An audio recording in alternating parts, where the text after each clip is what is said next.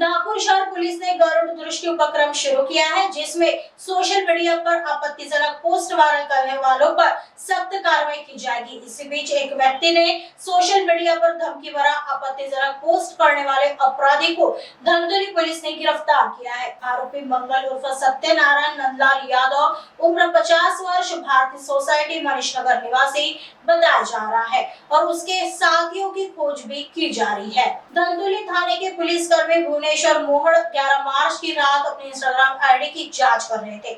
उन्हें अपनी आईडी पर एक वीडियो दिखाई दिया।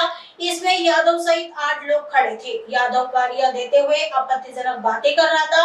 मोहड़ का यादव से पहले भी सामना हुआ था, इस वजह से उन्होंने यादव को पहचान लिया। धंधुली पुलिस ने मामला दर्ज कर यादव को गिरफ्तार कर लिया। प्राप्त जानकारी के अनुसार यादव के खिलाफ पहले भी आपराधिक मामले दर्ज है। उसका अपने भाई से विवाद हमेशा चर्चा में रहा है।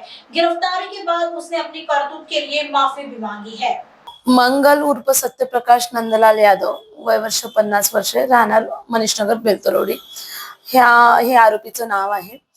यांनी एक व्हिडिओ काढलेला होता की ज्याच्यामध्ये त्यांनी एका ग्रुपला उद्देशून अश्लील शिवीगाळ आणि अश्लील इशारे केलेले होते आणि तो व्हिडिओ पोस्ट केला होता, व्हायरल झालेला होता।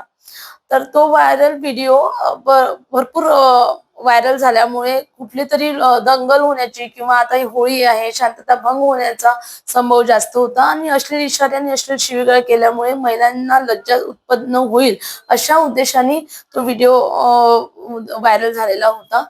आणि तो व्हिडिओ जेव्हा आमच्या तपास पथकातील एका कर्मचाऱ्यांनी जेव्हा तो बघितला इंस्टाग्रामवर, सोशल मीडियावर, तर तेव्हा त्यांनी एक तक्रार दिली आणि त्यानुसार आम्ही या सदर आरोपीचा शोध घेतला आणि आरोपीला ताब्यात घेऊन अटक कारवाई केली आणि आता आम्ही पुढील शोध घेत आहोत।